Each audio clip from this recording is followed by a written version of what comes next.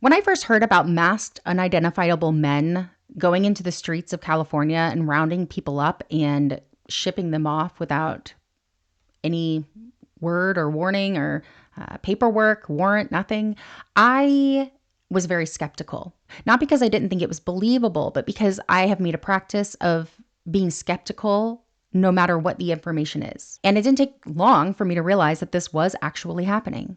And we know that this happened several months back when the United States rounded up a couple hundred men, put them on a plane and shipped them off to a foreign prison completely unconstitutionally, claiming they were never coming back, laughing about it, posting jokes about it on the White House website with how cruelly they were treating these people. And we learned about Kilmar Abrego Garcia. We learned about his case. We learned that he had they had no evidence to suggest that he was this violent criminal, that he was in a gang, but they pushed that narrative anyway and swore he wasn't coming back and then brought him back because they were ordered to do so because they were wrong and they messed up, but they've never actually admitted that they messed up. And this was the start of it. And now we are seeing daily news reports, videos of these men in tactical gear, in plain clothes, with their faces completely covered, going into the streets and grabbing people and just shipping them off, not telling anybody where they're going, what they're doing, who they are. We saw California's response to it when they saw their community members being ripped out of the streets at Home Depot looking for work, not committing violent crimes, not engaging in gang activity, but standing outside of a Home Depot, hoping they can make a little bit of money so they can feed their family at the end of the day. And California said, no, hell no. We're not going to let you just come round up our community members. And they responded to that, and there were protests, and those escalated. And then we had the National Guard sent in, and this is this growing problem of this presence of these men just going around and rounding people up. And there are people that will say, oh, well, ICE was deporting people before. This was happening before. Not like this. Not like this. Not to U.S. citizens, not to legal residents, not to a majority of people who are non-violent, non-criminal. And so when I found out that there was this rumor going around on social media that there were Tennessee Highway Patrol checkpoints being used as immigration checkpoints, my first thought was, let's calm down there. I don't think that's happening.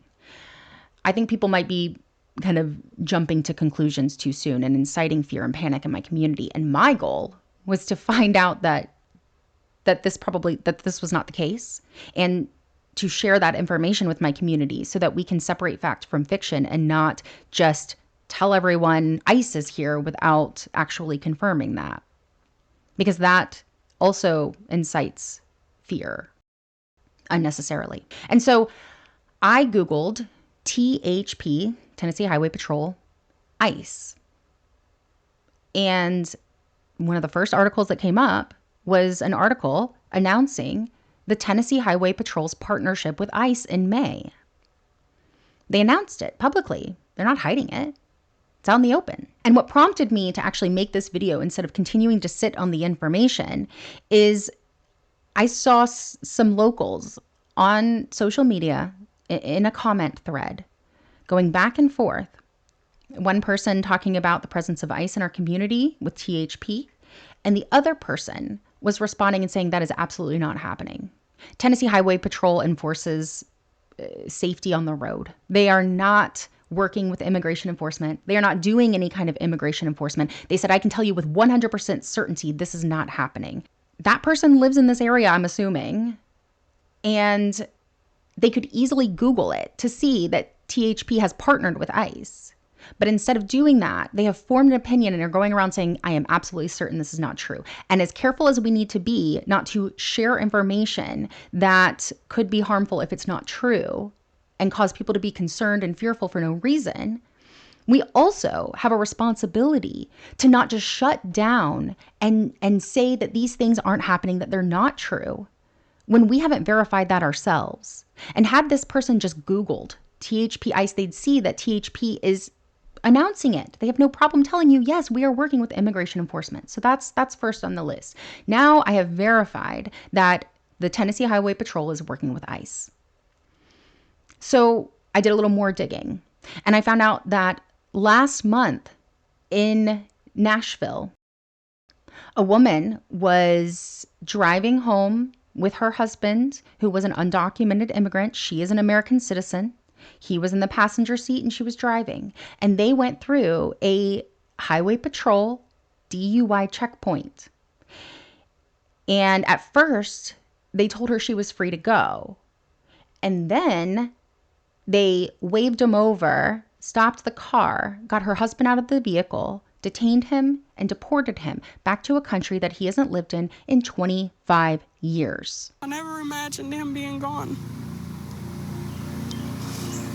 I figured, we was good. I figured they was looking for criminals, like Trump said. I figured that they would run his name, see that he's not a criminal, and that was it. I didn't think that he was ever going to be taken by ICE. They wouldn't let Chelsea say goodbye, and she would not hear from him for a week. That night, she says, for the first time ever, their children went to bed without their father. Boy, he's never been away, not even for a night, away from them. Not a single night? Not a single night.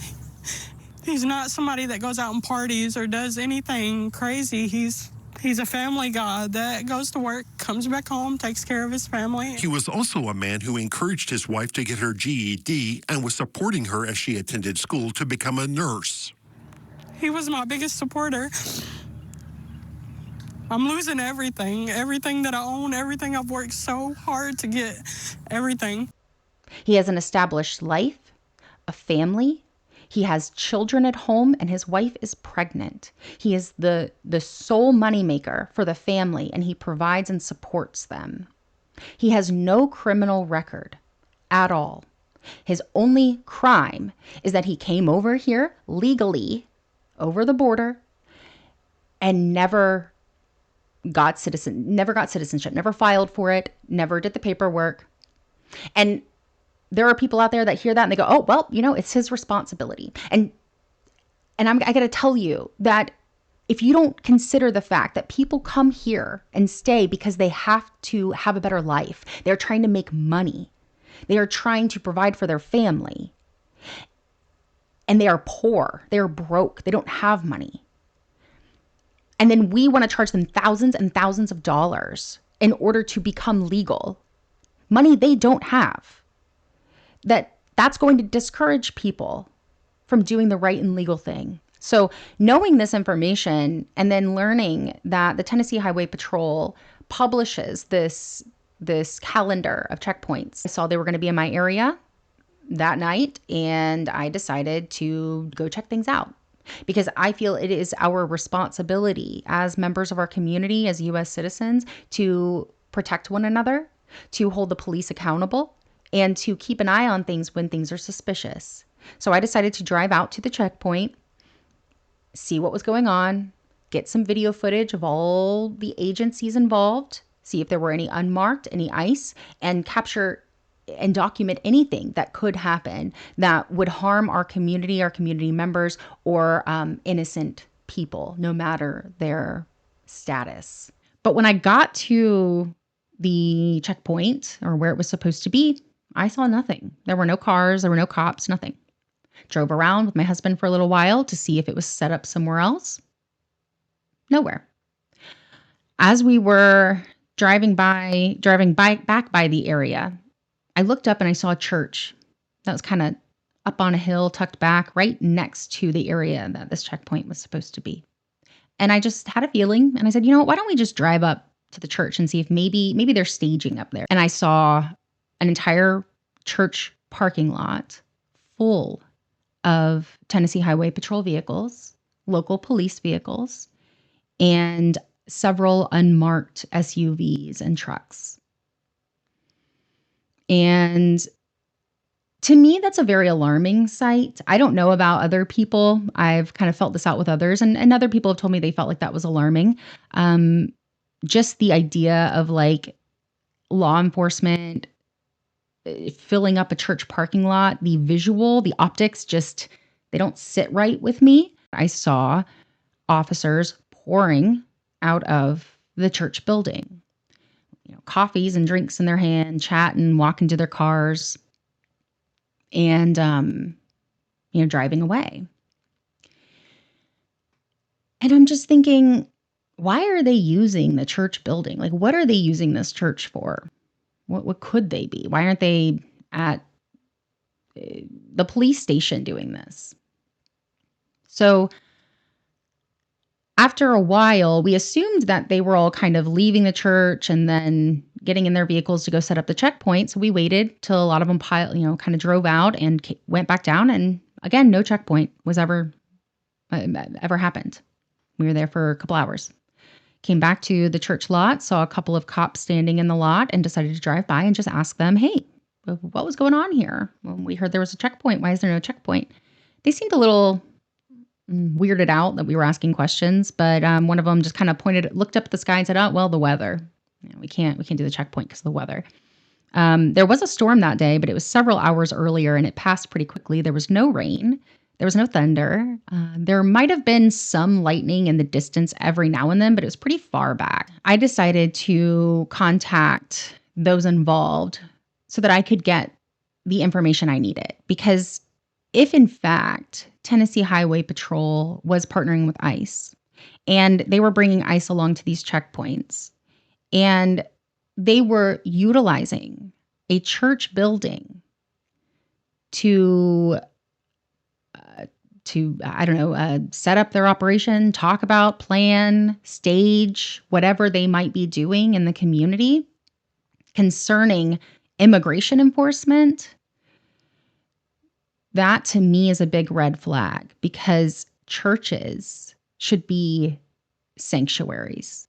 It is not the duty or responsibility of a church to help the federal government enforce immigration, especially when it's being done in such an unconstitutional, unlawful, and cruel way that harms people and communities. And I am an ex-Christian atheist. I grew up in the Southern Baptist Church. I couldn't wear pants to Sunday service because it was so disrespectful to the Lord. I couldn't have chipped nail polish walking into the church because it was so disrespectful to the Lord. I grew up learning that the church is a place that is holy, that you are to respect. You don't do business there. And so learning this, that this church was possibly being used to stage immigration enforcement really upset me. And I told my husband that I was feeling something that I could not explain, but it was deeply disturbing. And my husband said, I think that is a response to audacity. But I didn't want to jump to conclusions. I didn't want to just spread around town that ICE is here because I didn't confirm that. So I did what I felt was the right thing to do. And the very next day, I emailed the church and I said, this is what I saw at your church.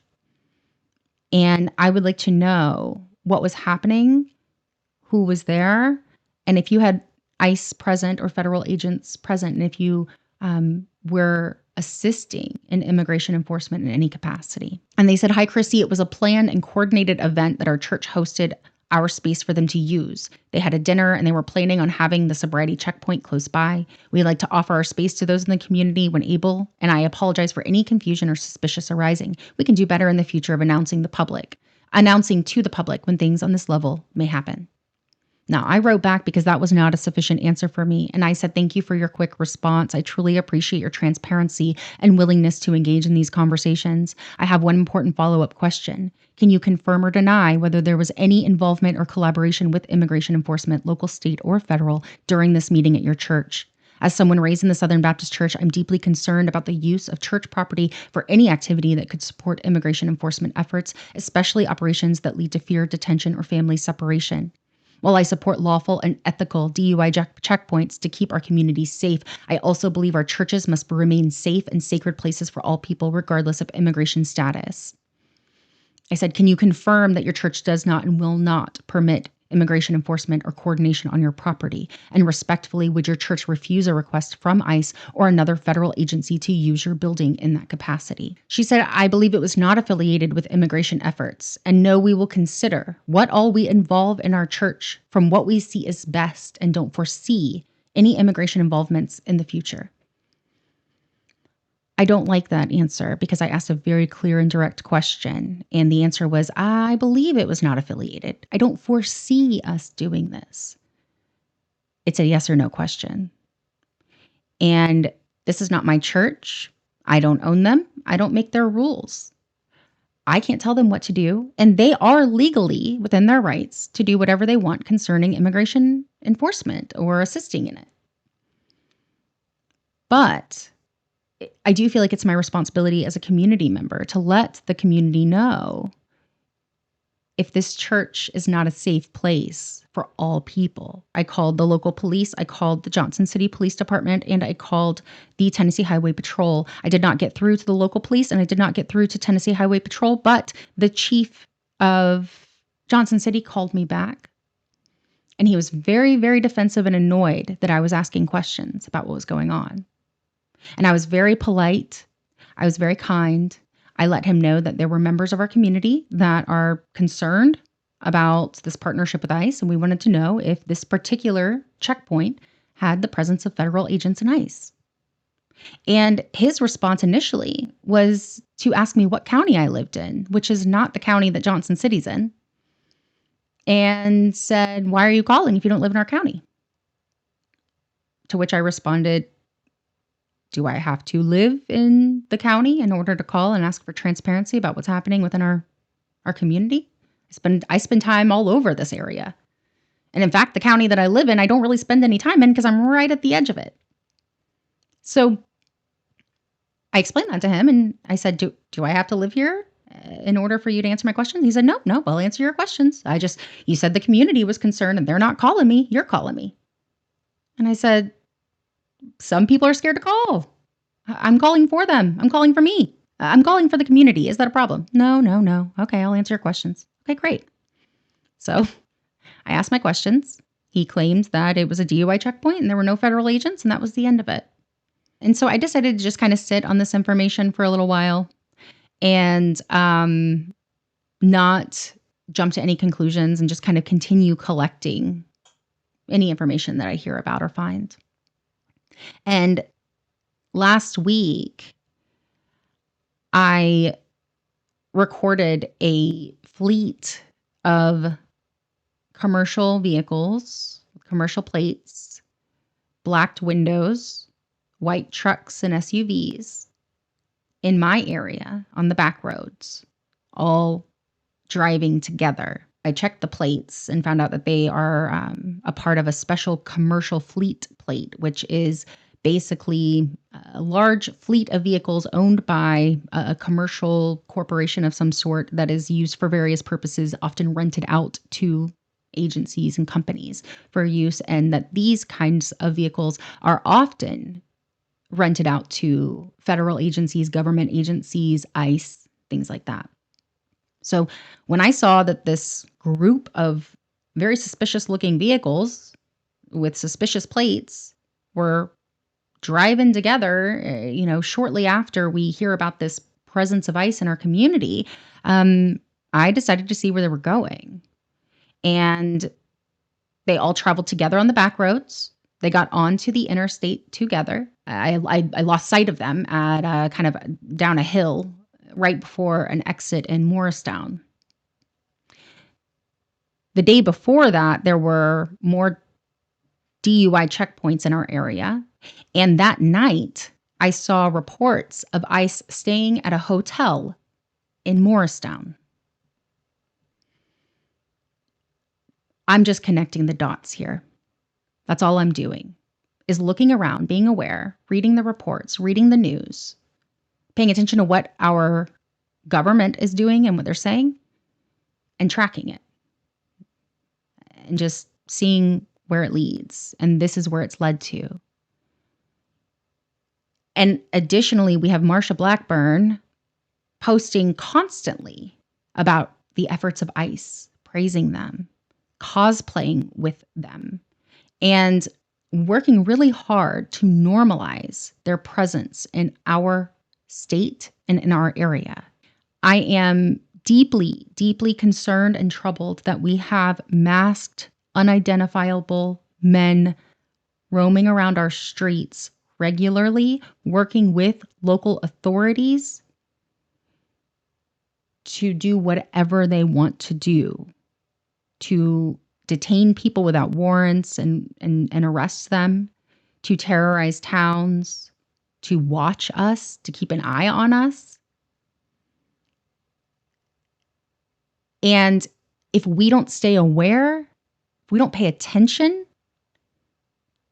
we're not going to have any more freedom that this country has always loved. Or I'm sorry, that those who voted for this have always preached about. We are not free when these groups of federal agencies, or we don't even know that they're federal agencies, just groups of men are going around kidnapping people off the streets. You can say it's the police. You can say that this is for immigration enforcement, but how? How am I supposed to know? If when I see a group of men in masks and tactical gear jump out of a vehicle and scoop someone up in the street, how am I supposed to know if that is the police or if I need to call the police because I watched someone get kidnapped? This issue does not just affect hardened criminals. I don't only care about issues when they affect me. And in fact, most of the things happening right now don't directly impact me. I am very sheltered from a lot of this stuff, but I speak out because I know other people will be harmed. But this affects all of us, every single person in the United States, no matter how MAGA you are, no matter how white you are, no matter how Christian you are. If men can just wear tactical gear, put on a mask, go into the streets and kidnap anybody they want, we're not free. And nobody is safe. And the reports are getting more severe. There is video footage of people getting beat by these people in the streets. There are reports of people who are dressing up as ICE agents and impersonating them and committing crimes. Kidnapping people, robbing people. Because when you normalize this, you create an opportunity for people who are criminals, who do want to cause harm, to hurt people without any consequence. I say that I'm sheltered and I'm privileged, but I also want to make it clear that I live with a lot of paranoia. And I'm not saying I'm always paranoid. I try to stay very grounded, and I'm also really trying to just stay focused and brave. But I want to be clear that I am not someone who is friendly to the politics of our state, to our government officials, federal, local, state, that I do have a reputation in my town for causing good trouble. Some might call it bad trouble, but I call it good trouble. I have yelled at my congresswoman in a town hall and gotten removed by police. I spend time by her office, sometimes by myself with a sign letting people know that she profits off of war. In addition to that, I am outspoken about my position on religion and Christianity, Christian nationalism. I have a YouTube channel. People know who I am, the area that I live in. The police know who I am. Locals who really don't like me know who I am. That is a dangerous position to be in. Anything can happen, especially in a town or in an area where the police departments are under a lot of scrutiny for their corruption. The Johnson City Police Department, Google them, find out what they've been up to lately.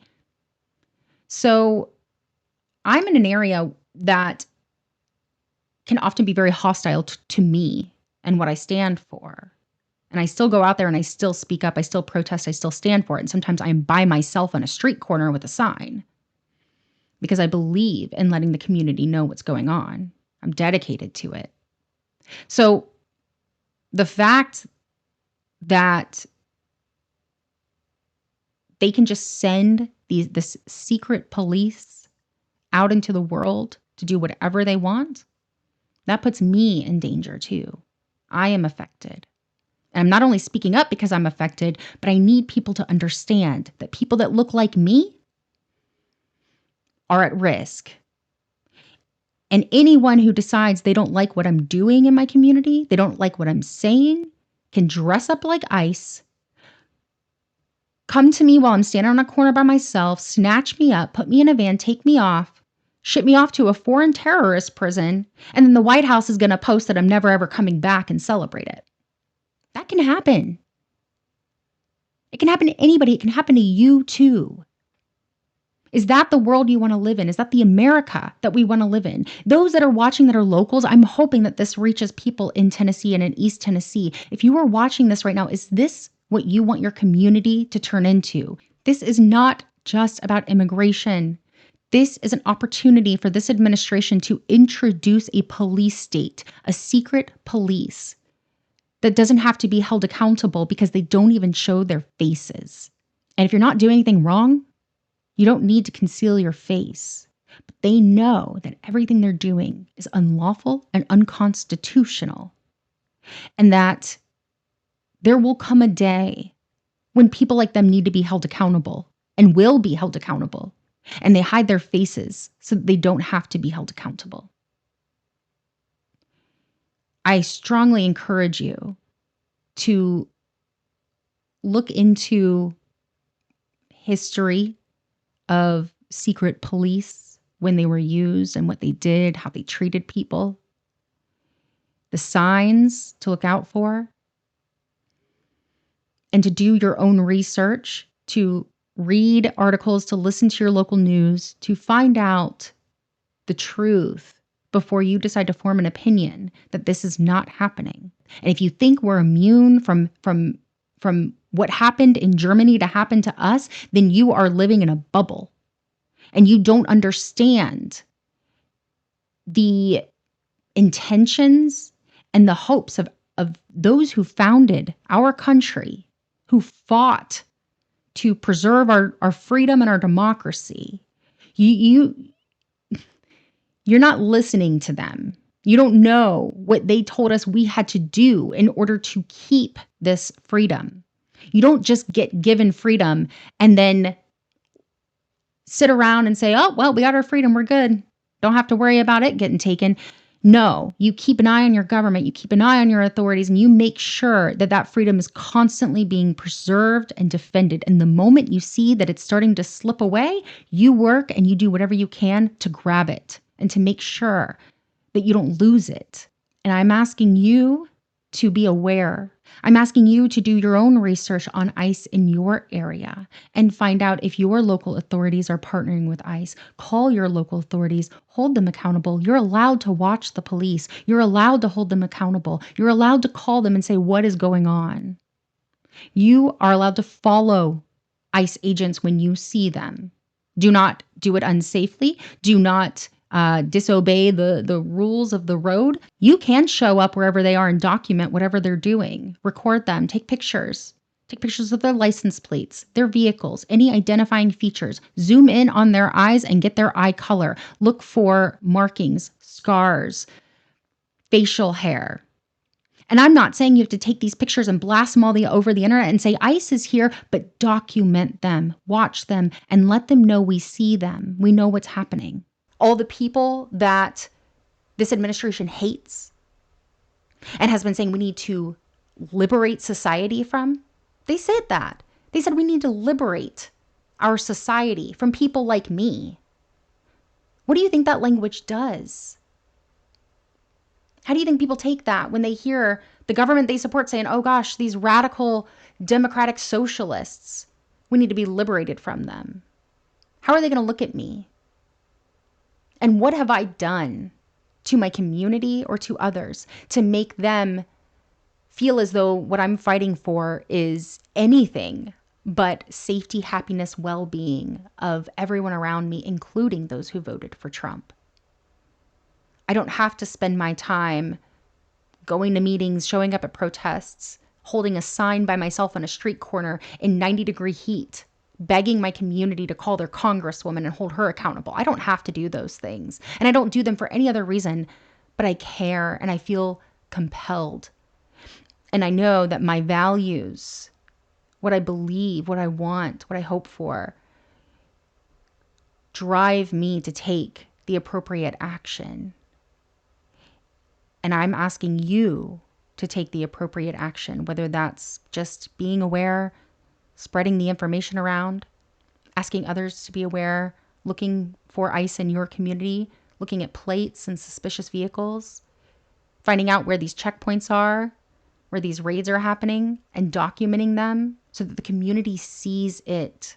They need to see it. And there will be times when some hardened criminal who is undocumented gets rounded up by ICE and is used as a as an example of why this is a good thing. There will be those times, I promise you that. But being a reasonable, rational, critical thinker means you don't just look at one circumstance and apply that to everything else, and that you don't make assumptions. You understand that there's nuance in this conversation, and that while, yes, there are some criminals that have been taken off the streets, and I think that's something that's a very good thing, at what cost? At the cost of terrorizing our communities? At the cost of harming U.S. citizens? At the cost of creating this unknown gray area where everyday average people or pardoned January 6th terrorists can put on tactical gear and masks and go do whatever they want to whoever they want. And because it's been normalized, because there are people that assume this is just rounding up the criminals and keeping us safe, they're not going to blink an eye at it. That if I was taken off and the government told you, well, she's a hardened criminal, she's a bad person, she did A, B, C, we don't have any evidence for it, but don't worry, we're the police, we can do this. That's normalized to people, and people are going to be like, oh, okay, well, I guess she got what she deserved. The Overton window, we've talked about this. They stretch it, they normalize, they get you acclimated to things that you wouldn't have agreed with in the past, slowly, so that by the time something bad happens, you don't do anything about it because you're either uninformed or you're apathetic. I'm asking you to be neither of those things. You don't fix the issue that they say we have with immigration. You don't fix that by making people afraid to do the right thing and go to court and get their papers. You don't do that by making our immigrant communities terrified to leave their home. You don't do that by letting men not identify themselves and wear masks while they go around rounding people up without warrants. This is how you create terror and panic, and you instill fear in people. They want us to be afraid.